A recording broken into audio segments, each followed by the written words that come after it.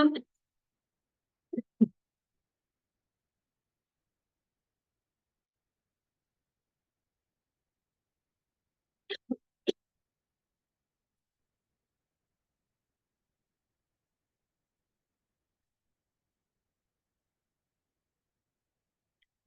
everyone is here yet. Still 5 minutes. Yeah, 5 minutes, 3 minutes.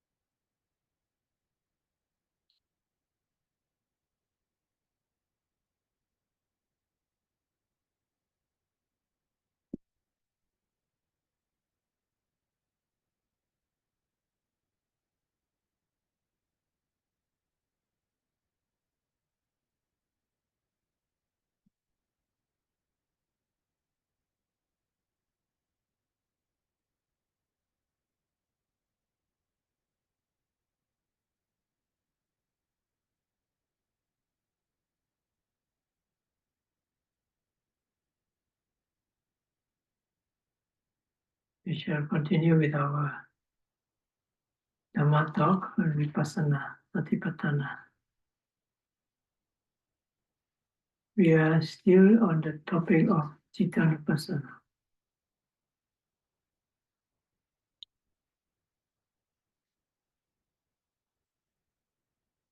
Yesterday I was talking about the practice of Cittanupassana as according to the Satipatthana Sutta, the chapter of Citta, consciousness. Generally it's about what to watch, how to watch, and so on. Gives you an idea.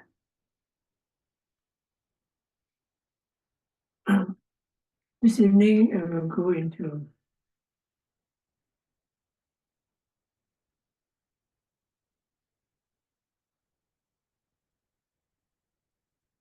another aspect of it.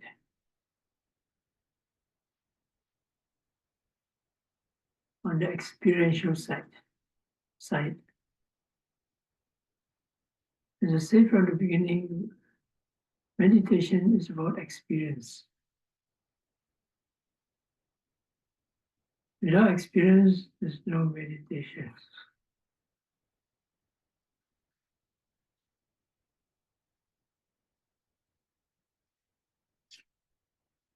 So that is what we say when you put into practice the instructions is followed, and you follow it, what happens to your mind? And that's what it's about. No? For example, I was giving this example. In Czech Republic, there's one person who is quite an obsessive thinker. Ask him to watch rising, falling, or watch it. Cannot watch it, just keep on thinking. So ask you to catch and hold your mind. And after some time of trying, so I ask you, what do you manage to experience, observe? Say, I saw myself riding an aeroplane. I didn't ask you to watch it. I asked you to watch the consciousness, the mind, the knowing, and the knowing. And you look back at me. Are you asking me a philosophical question? No, this is not a child. No? You graduated and everything.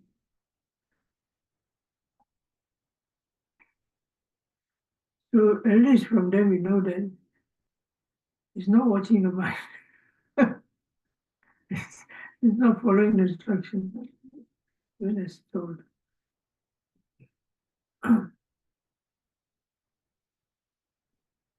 So let's say you're able to watch the mind, as I said, from the sixth sense doors to the mind door, and so on and so on, according to the Satipatthana. Then what happens?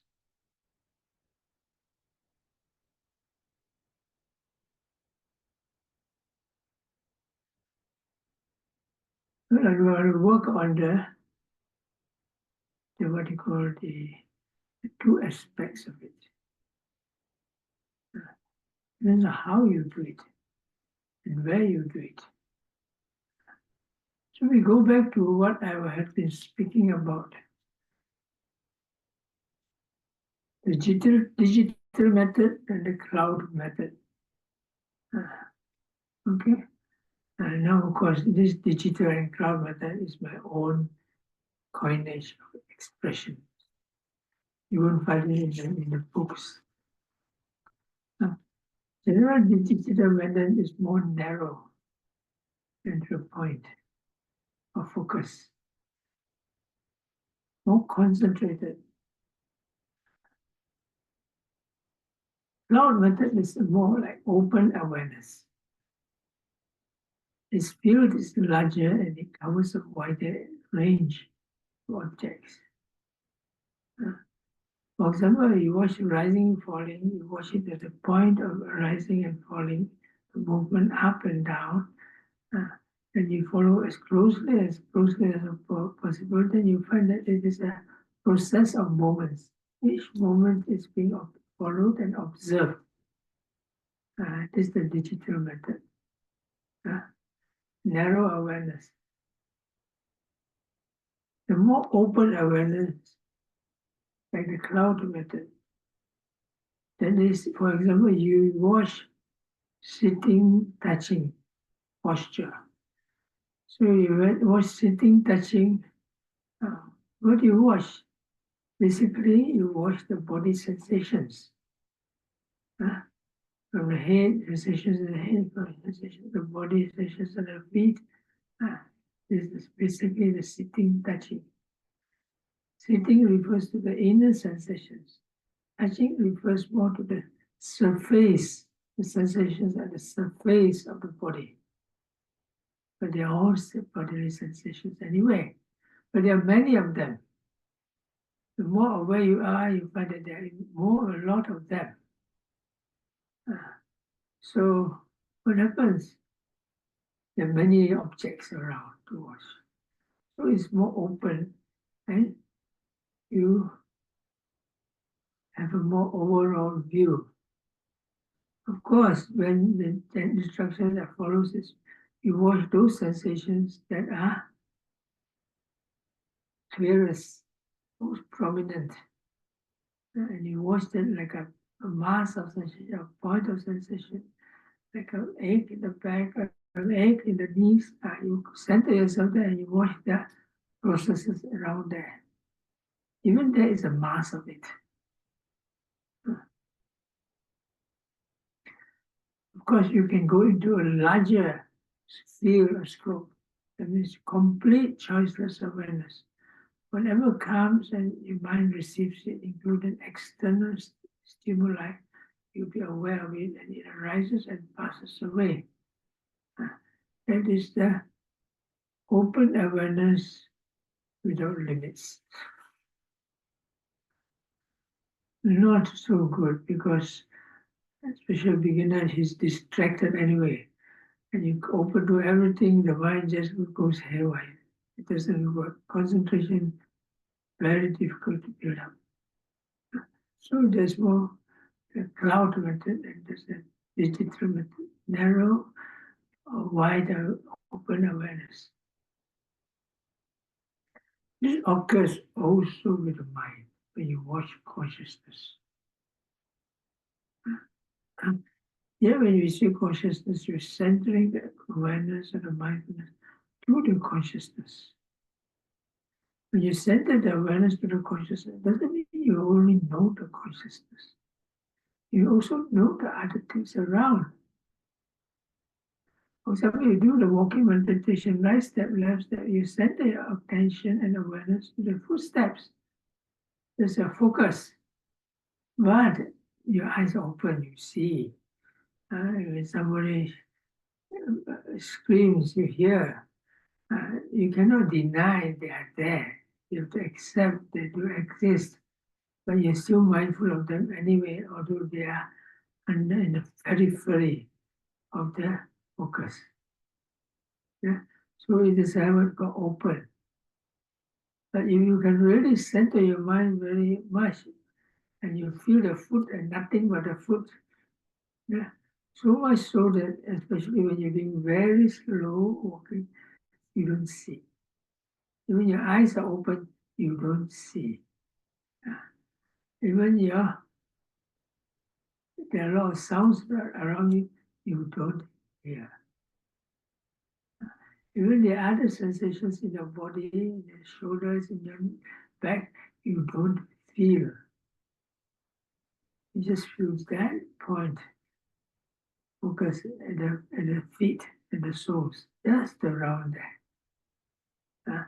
To the point where you go deeper, you don't even see the form of the legs.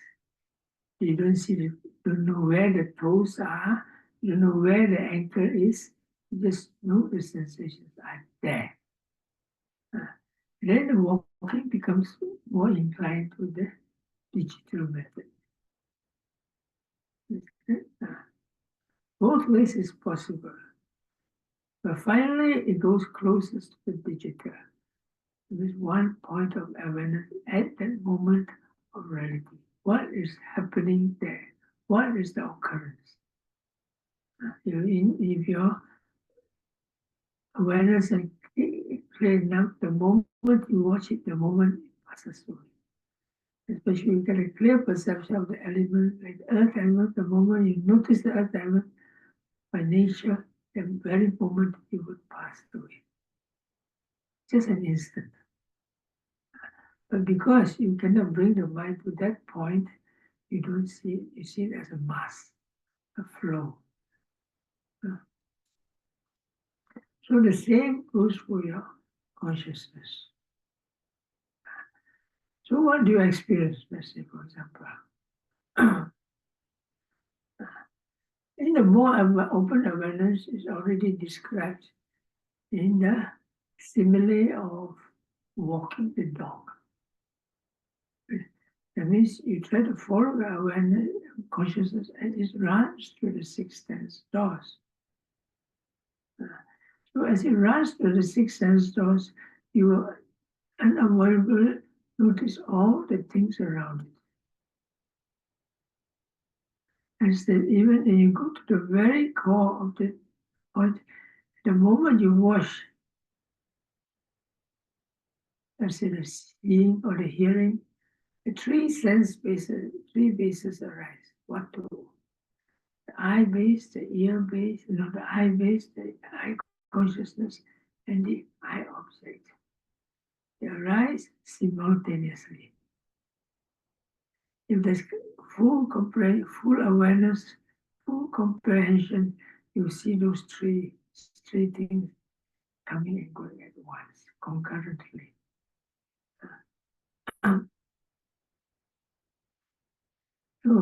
But before that, the there's a lot, the whole process is going on and you see many things.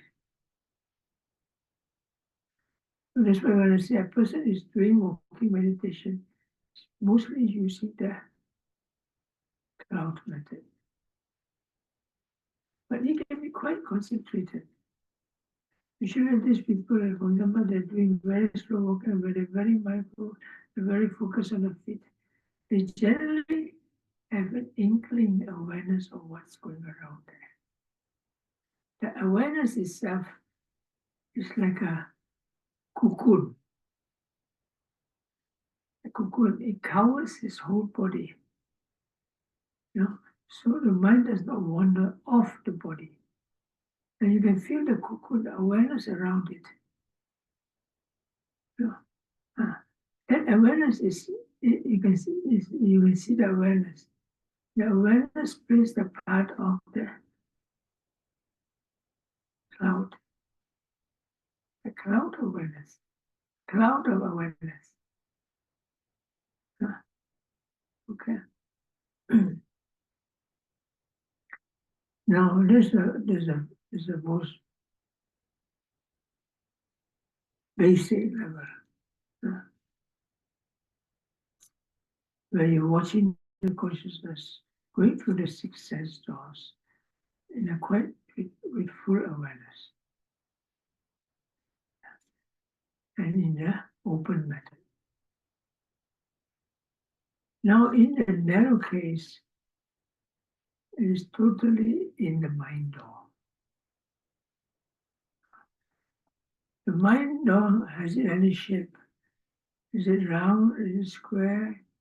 The window here? Like this window here? The mind door doesn't have a shape. Shape is a function of matter. But generally,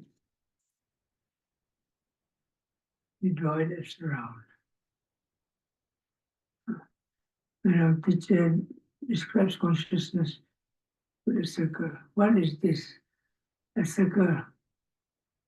What is the circle? Well, the Zen also draws a circle. When we study Abhidhamma, we always see a lot of circles. He said, when his Abhidhamma teacher was passing away, he was drawing circles. He spent his whole life teaching Abhidhamma, he was drawing circles. The circle is a symbol, just a symbol. It's a symbol of what's called Dhamma, existence. So when you put a rupa inside earth element and you put a circle around it, it refers to the existence of the earth element, the presence, Dhamma, rupa Dhamma. Same with consciousness, you put a circle, citta, consciousness, conscious existence. So when you talk of mind door, the mind door is consciousness, circle. Now in the case of a door, it's like a window. A window or an avenue whereby the object is received or comes out. The mind door is where the object comes out. Mind door is something like a pool of water. You look into the pool, many things are there.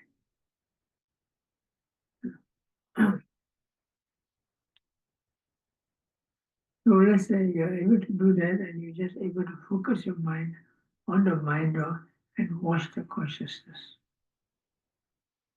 There's all other objects outside you. In this case, the digital mode, you don't know, or you hardly know, or hardly notice at all. It's just the consciousness. And you know that it is the consciousness. But the other they say, see, what do you see? I only see something black. You don't know.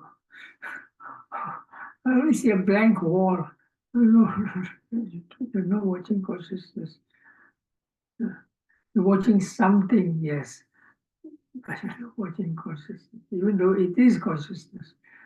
You don't really see it with mindfulness. But here you know you're watching consciousness. So when you watch the consciousness, you don't just stare at the consciousness. You just stare at the consciousness like you're looking at a cow and a cow looking back at you. So, what do you want? It doesn't help you in any way. So you have to understand the nature of the consciousness. How do you understand the nature of the consciousness? You know, by its attributes. And what are its attributes? It is the mental factors. And the other thing is its objects. The consciousness is that which knows its object. So the object also defines the consciousness.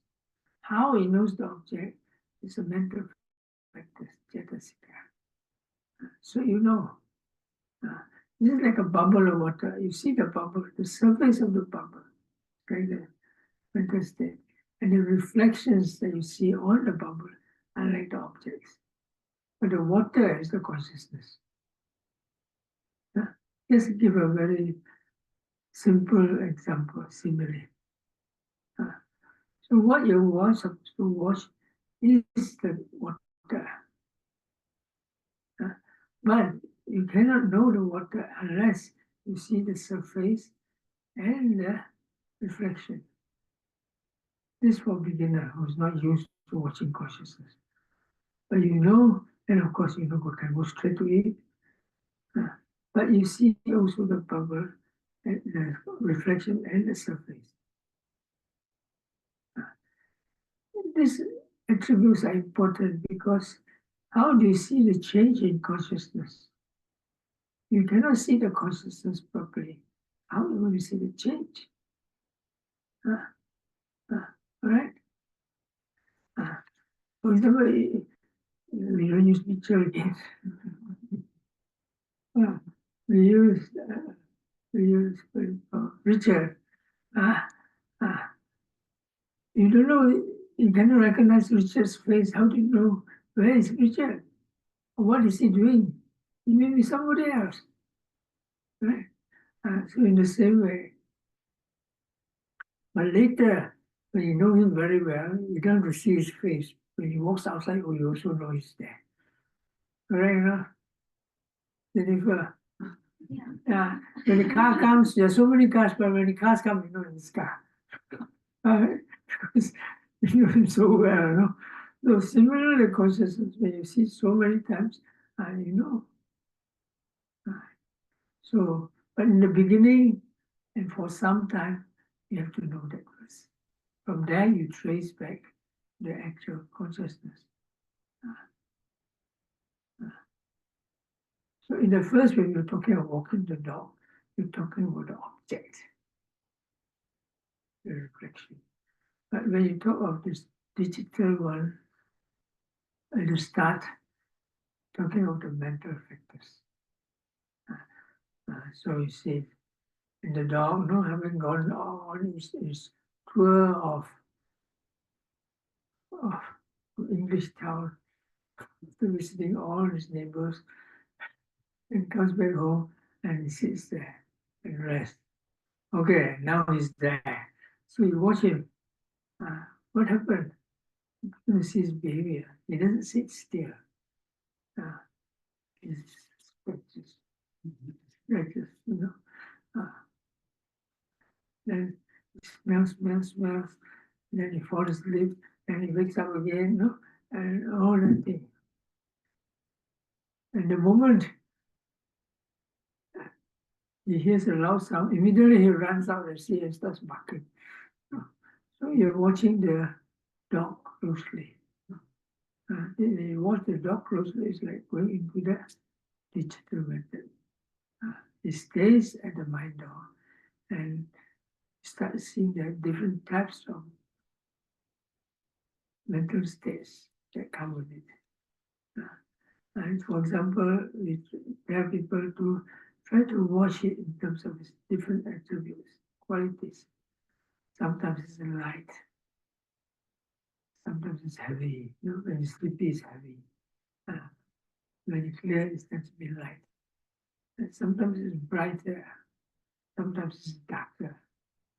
Brighter not in terms of you see lights, no, but in clarity, and darker in obscurity. And sometimes it is tense, sometimes it's very smooth. But this tension is smooth, it's not physical, it's mental. Yeah? And so sometimes it moves, it wavers, it flickers, it rolls, and it does all sorts of things. The more you watch carefully, the more mental states you will notice. And you add them all together, there's quite a lot.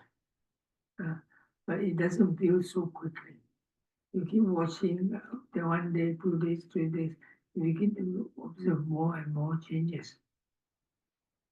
So it's getting known by the mental states. So after a while, many things, other things will start appearing. This is the first part, training to watch the mind in a more centered way, or digital, more centered way. And if you can do it properly, eventually concentration increases.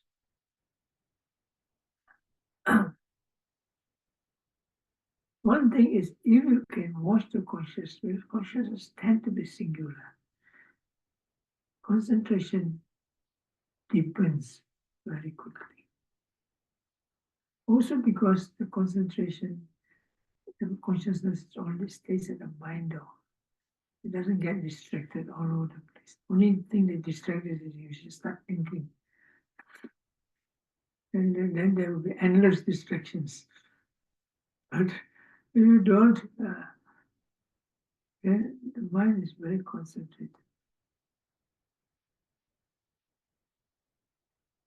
Right? But it doesn't end there, of course.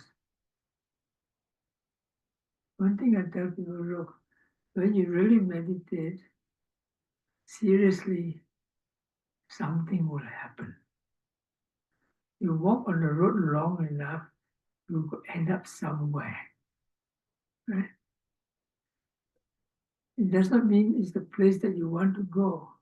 It does not mean the person that you want to meet. You may end up in trouble. That's why you have to walk mindfully and you have to exercise clear comprehension.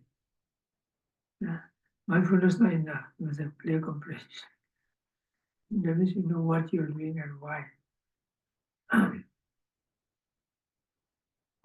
So when concentration increases, mind objects arise. Because your concentration is not perfect. The mind object arises as many mind object arises as long as you're not in the jhanic state, in a deep tranquilized state, or in the jhanic state. All types of mind. Like once Sayadaw said, and someone asked him, what is in the mind? No, everything is there. You know, everything is there. The whole universe is there. It's whether or not you get access to it. Your mind is more powerful, you get more access. No? Your mind is a very primitive type. Like in the most primitive computer, you don't get too much. See, you know? Especially nowadays, everything depends on your internet. You know, everybody, wherever he goes, you must ask whether there's Wi-Fi there. If the place doesn't have Wi-Fi, you won't get much booking.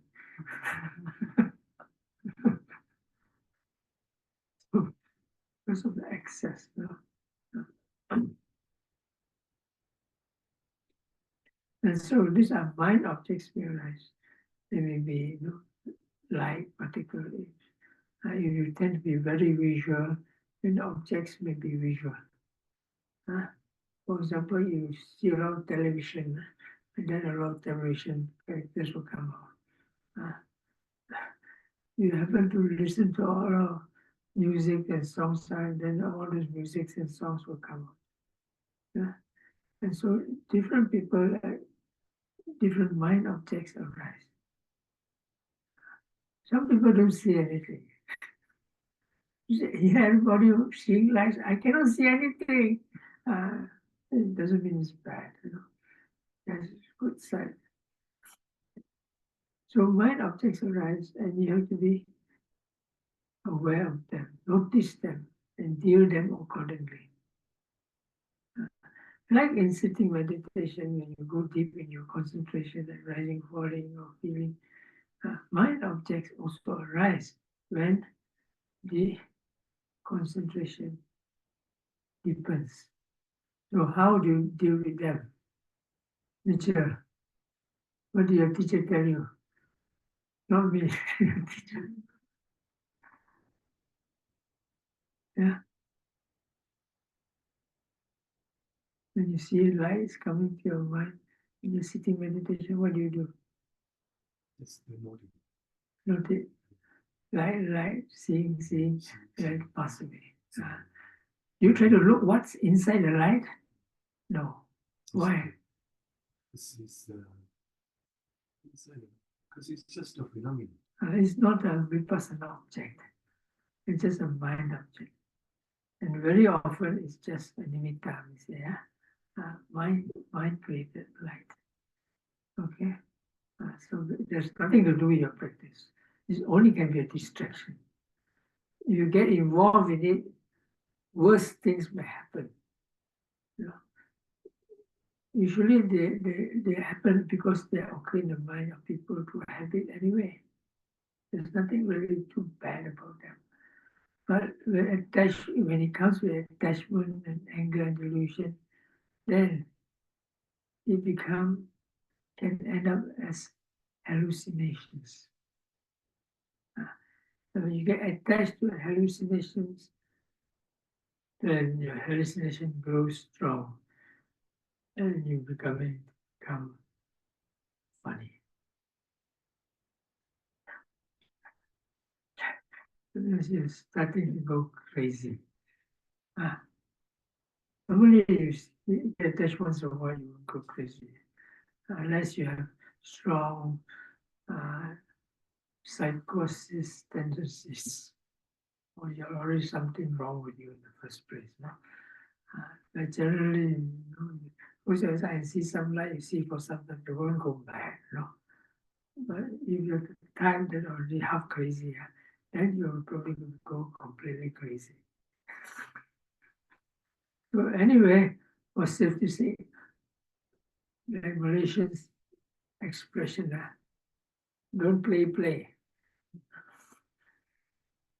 Don't get too curious. See what happens. Better play safe. Seeing, pass away. Okay. If they don't pass away, ignore it, push it aside. They have nothing to do with your vipassana meditation. Because it becomes so strong that you won't go away. Open your eyes, get up and walk and run or do anything.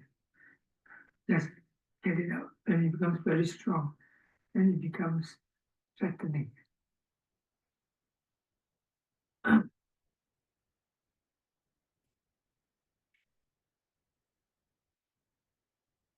Some funny stories I will talk about it.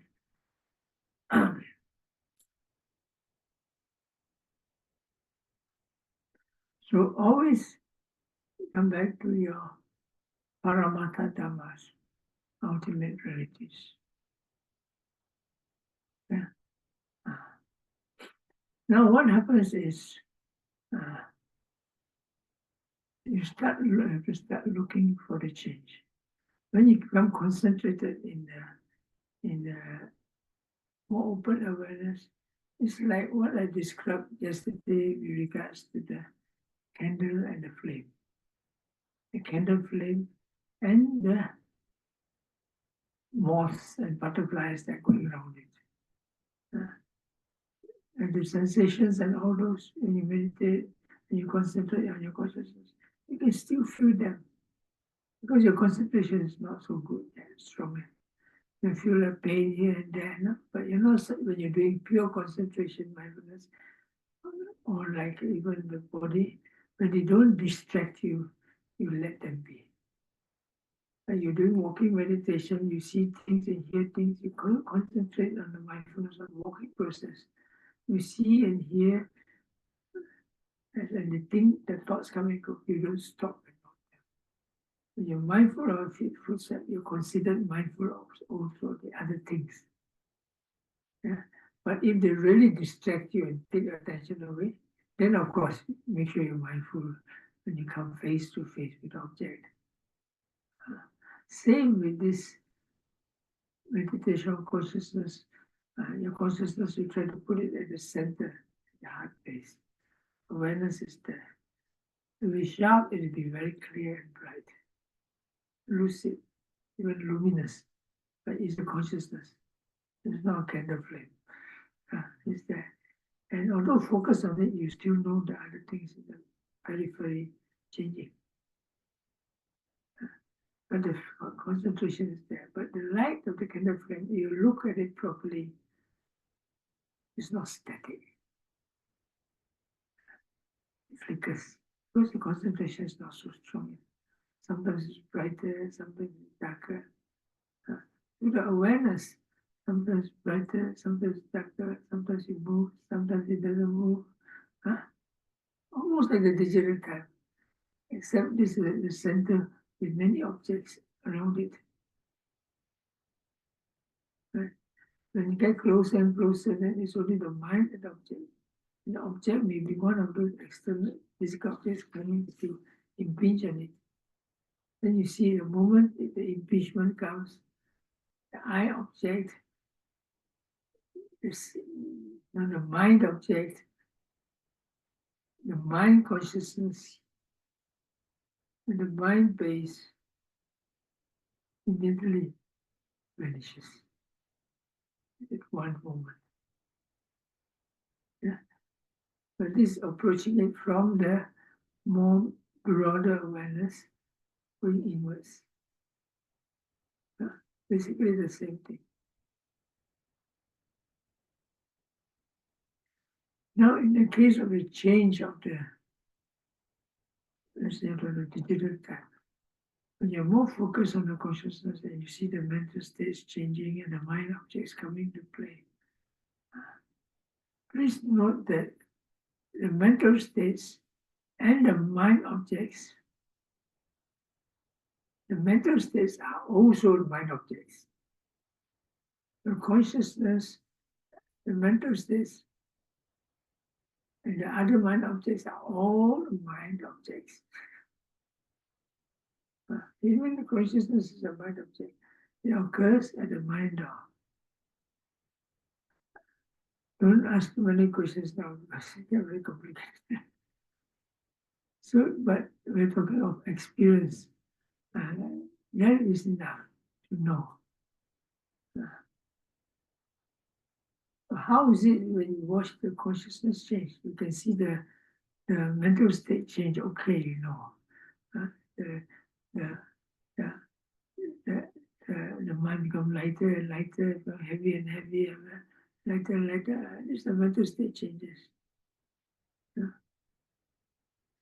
And then when you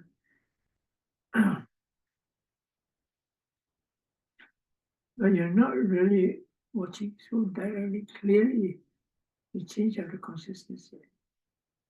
When you see the change of the consciousness more clearly, it's as if the space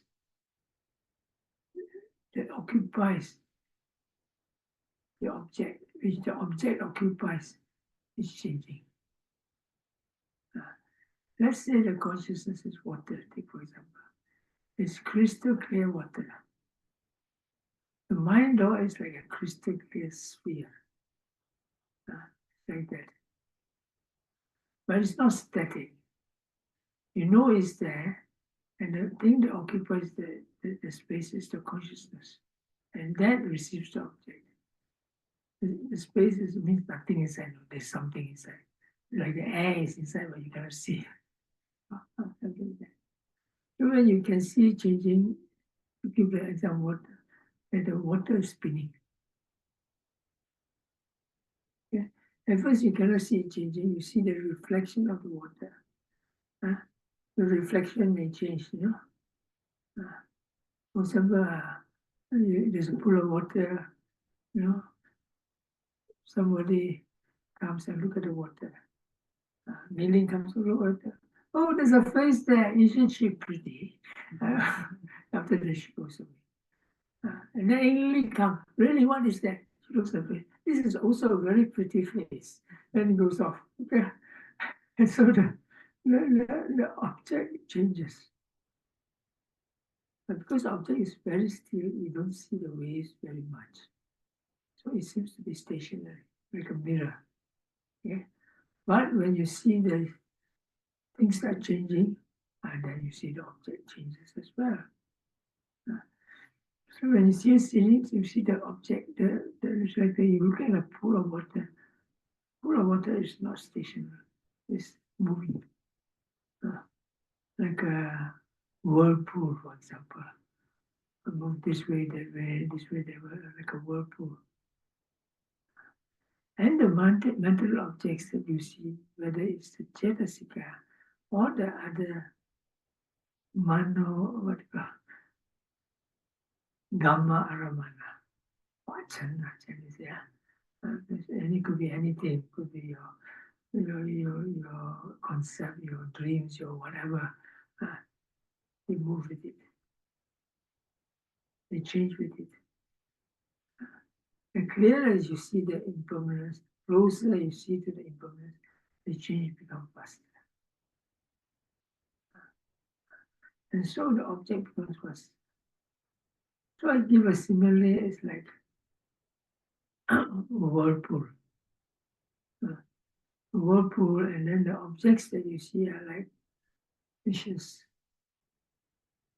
You know, when you don't see the change in the water, you see the fishes swimming.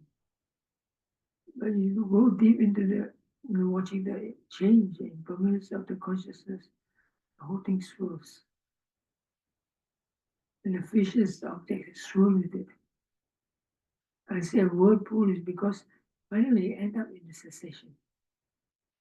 You suck you in. It's something like a consciousness. In the more narrow digital senses like that. Whereas the other one is more, because it seems to be so many objects coming and going, goes plop, plop, plop, plop, plop. Yeah.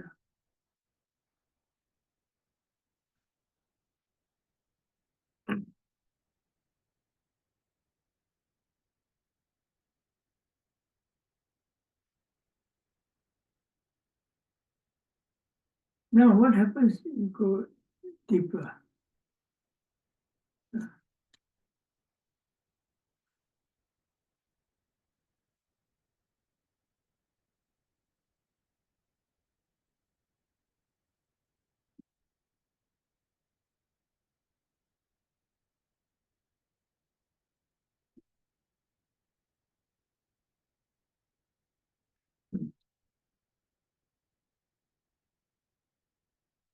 Two things possible. The first thing is you see the consciousness as a flow.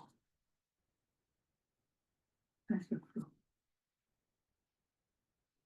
If you see it's a slow flow, that means you don't see the change so clearly. Right? You see a quick flow, you see the change clearer.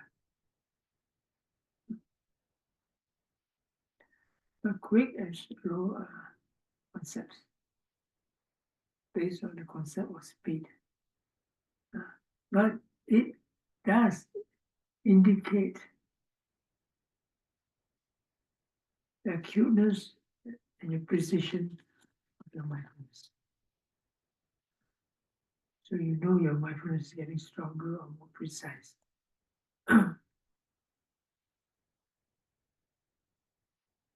In a very deeper concentration, now I'm talking in terms of deepening because concentration, not with insight. Although insight is implied. When it's deep concentration and the mindfulness is strong, then more comes to the point of insight levels. For example, I just give one example. If the mindfulness is very strong and you watch the consciousness, in a short moment, 1-2 seconds, you see the consciousness right through. You know that it's the consciousness. Like something flying past you. What is it? Is it a plane? I was told it's Joe. No. Is it a bird? Is it Superman? Yeah, no, we also must add. Is it Superwoman? No, it's the consciousness. Yeah.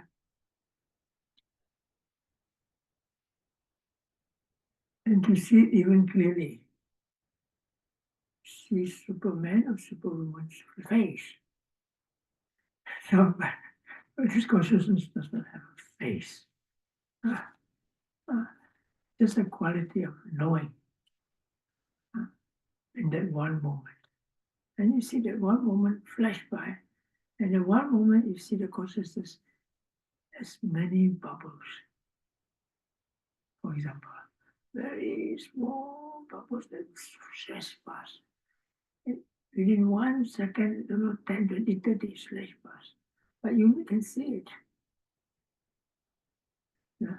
But this, of course, not everybody. Somebody has trained the mind to, you can actually experience that. And so you can see how fast. And the change of the mind is changer faster. This is 16 times faster than the material change. Material, we don't say material arising and passing away. So very fast.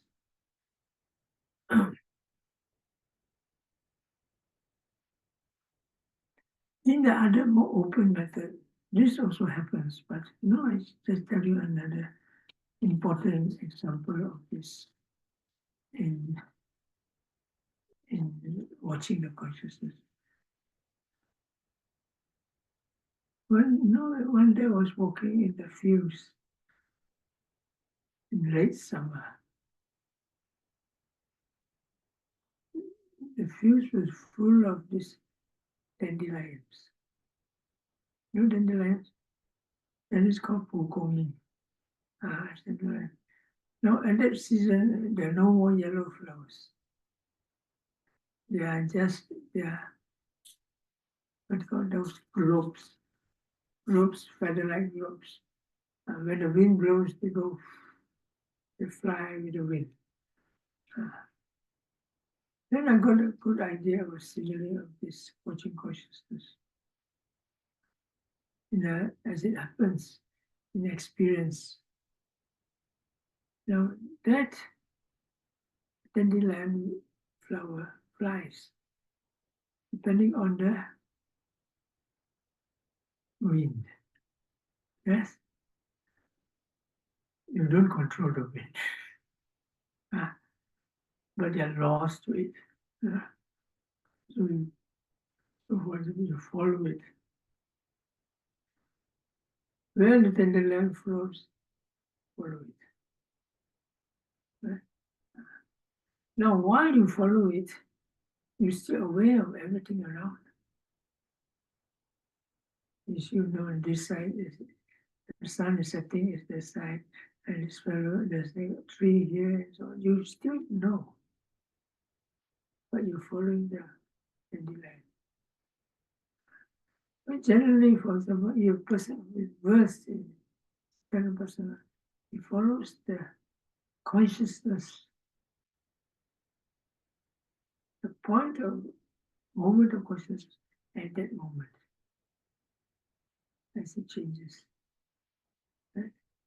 In the meantime, you still lose the other things around, which means that there are other consciousness that are hanging around. There's a mind that knows the tree, there's a mind that knows the setting sun, they're still around.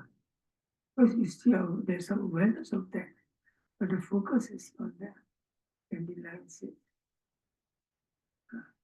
So the baseline of the watching consciousness is the consciousness at the moment.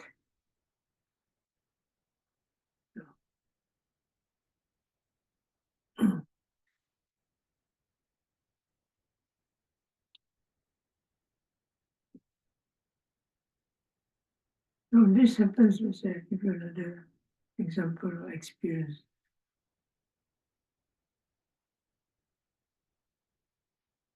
Right.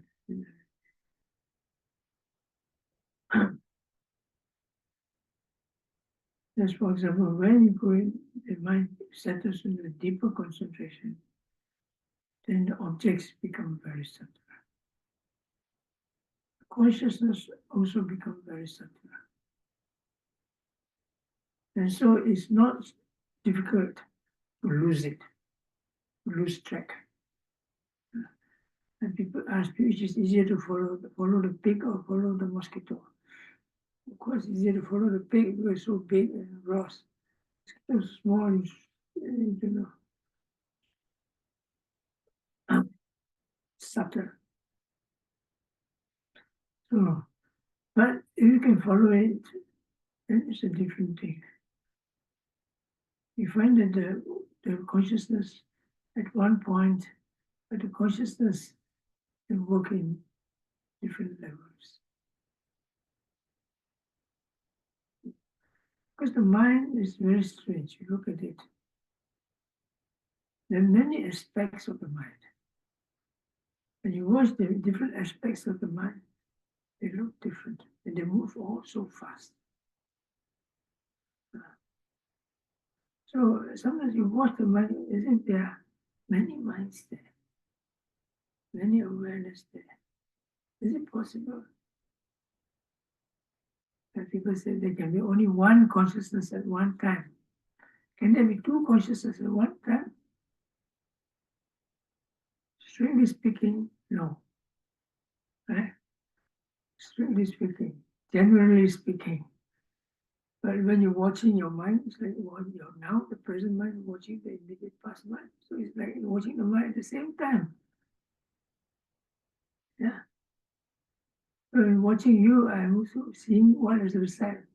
So as if I'm watching you and another mind is watching at the same time.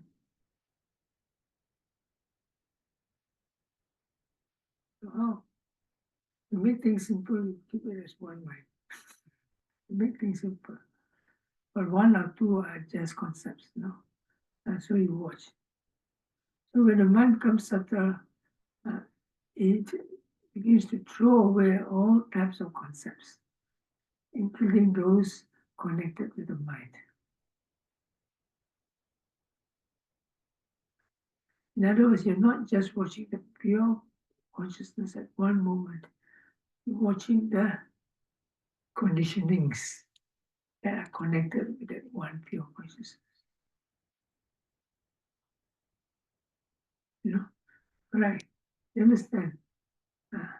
You see, that object of the Paramatma does not stand by itself. It stands by all the other conditions that support it. Yeah. At the beginning, yes, you have to consider all this, but when you go deeper, you transcend all those concepts, and the whole picture becomes different.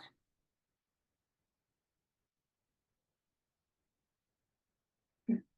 So what you do is what I say again: stick back to the dandelion seed. one quality of the consciousness, the knowing. Then you can know. See, the knowing itself, let's say, is a point in the whole web of condition. We call it patana, conditional conditions. One web down there. And consciousness is one very strategic point in the web. So you stick to it, you can't go wrong with staying with the ultimate reality, Paramattha Dhamma. Because once you go out of the ultimate reality, Paramattha Dhamma, no promise. Like one monk said, if you don't attain to the stream inner and you will die, there's no guarantee where you will end up in. It's not very comforting.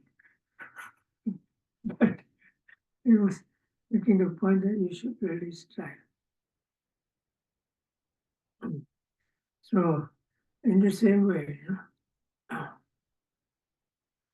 I could describe some of these things to you, but on second thought, I wouldn't. Probably confuse you. So the idea is to stick to the Paramattha Dhamma.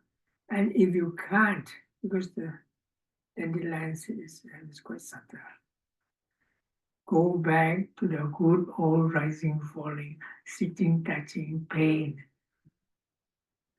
Rather than going back to all those things, different mind objects you're not so familiar with. Unless you're familiar with those mind objects, and then you know where to go, what to follow. Otherwise, no. There's certain qualities within all these countless mind objects that come about. There is a telltale. For example, the Paramattha Dhamma, the ultimate reality. You recognize it as ultimate reality, like consciousness. The other ultimate realities that occur in the mind door. But many are very subtle. Even you see them, you don't know it's a Paramattha Dhamma. Doesn't help.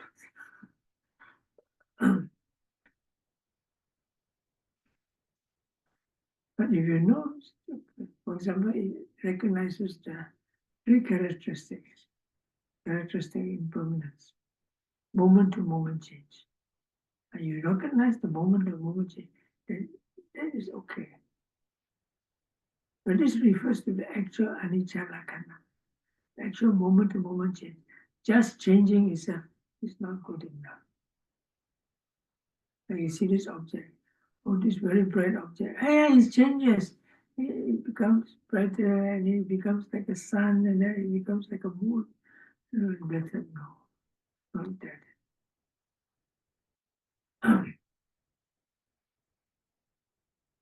So always play safe. Very often, even people who practice for a long time, always go back to the body foundation and the foundation of feelings. That is safe ground. Usually, I don't instruct people in Chittanapassana unless I'm there with the person to follow up what the person is watching for some time. At least follow up. Otherwise, I cannot guarantee. A person who is practicing Vipassana for a long time, at least they know whether they are mindful or not. You're not sure you're mindful or not, then I'm sorry, I categorize you under beginners. Some people have been meditating for many years. Put them under beginner. Because they don't know clear whether they're mindful or not.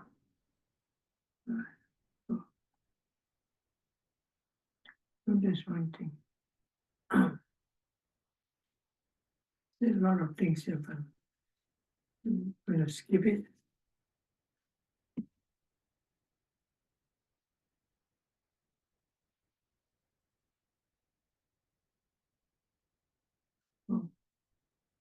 Too much time, you know. 1 minute, Huh? 3 minutes. 3 minutes. Oh yes, 3 minutes. Thank you. So we go to the next foundation, called Dhammanupassana. Just an introduction to Dhammanupassana. We won't go very much to Dhammanupassana. What about Dhammanupassana? Often is even less explained than Chittanupassana. People speak of it, but in a very theoretical manner. Of course, I'm curious now. Why you don't talk about it? I want to know everything about it. One day I asked Sadhu Pandita. Sadhu Pandita explained to me patiently. And frankly, I tell you, I didn't understand.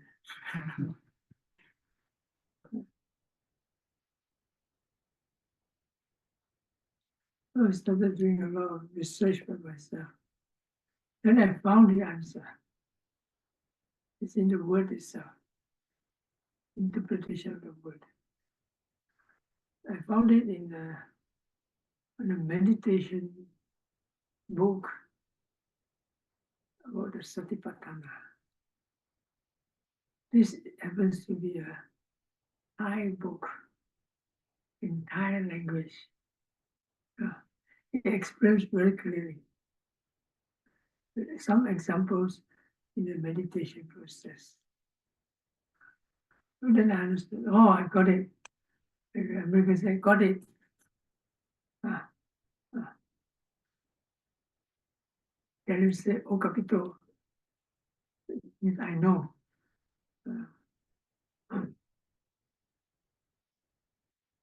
So, what is it? It basically boils down to the word Dhamma, which means natural phenomena. No, you see, which means also Paramatta Dhamma, ultimate reality. But you see, the ultimate reality, there's no concept, there's no name, everything is not there. So how are you going to speak about it? How are you going to define it? So you have to use words. And so, being on this topic, they deal with it in a metaphysical way. That means you know it by its Sabbhava Lakkhana. It is unique characteristics, specific characteristics. For example, the earth element is unique characteristics, hardness or rigidity. You know it as such because there's hardness and there's rigidity. Yeah? And the hardness and rigidity, you directly experience it, you're experiencing the earth element. When you think about it, it's different. It's just thinking concept. Okay? And similarly, when you talk consciousness is a word. The Paramatta Dhamma. You describe it, you're using concepts to describe it. But you go straight to it and experience that at the moment, then you see the Paramatta Dhamma. These words are not useless, they help you to understand better. Otherwise, how can we communicate? So that's why in the first level of the Paramatta, it is described as the specific characteristic, 28 material qualities, 52 mental states, 81, 89 or 121 consciousness, and one Nibbana. Of course, the beginner Nibbana doesn't come to play yet. Comes in later. So those first level means that if you don't have any concepts and you go directly to experience it and you come out and you describe it, you describe this one or more of these Paramatta Dhammas at that level. But you go into a deeper level of experience or insight, you would describe them differently. But they're still Paramattha, Dhamma, ultimate realities at a deeper level. So you shouldn't stay at the first level. Okay. So when you talk of Dhammanupassana, it refers to the mindfulness of these ultimate realities. All right? It just means that. But you look at the Satipatthana Sutta, then they put it in groups. And there are reasons for that. It appears in the suttas and texts all in groups. And so when you go to that, you're watching Dhammanupassana. But one thing is clear, that when you go to that level, you experience it as it is. You experience anatta. You don't experience the Paramattha first level clearly unless you see it as non-self, as a natural phenomena, which make me conclude that the actual Dhammanupassana Satipatthana begins with the first insight knowledge. Before that, you can call it Paramattha, you can call it Dhammanupassana. That you study the Dhamma, chant the Dhamma. The idea is to make you practice and to make you, see the method and bring you to the actual Paramattha Dhamma. But they are just preliminaries. So this briefly introduce the idea of what Dhammanupassana is, according to my understanding. And I think it's correct. I'm not too far from wrong. Okay, stop now. I'm really tired. Any questions?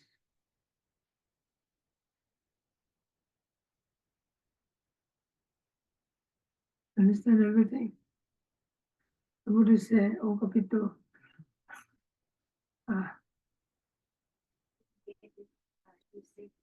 To recognize the consciousness, there are two attributes.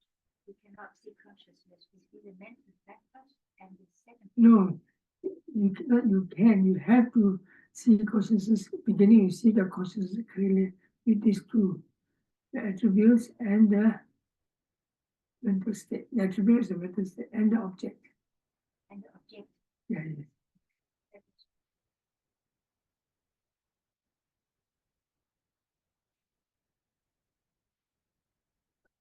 Yes. Okay. And then we come back at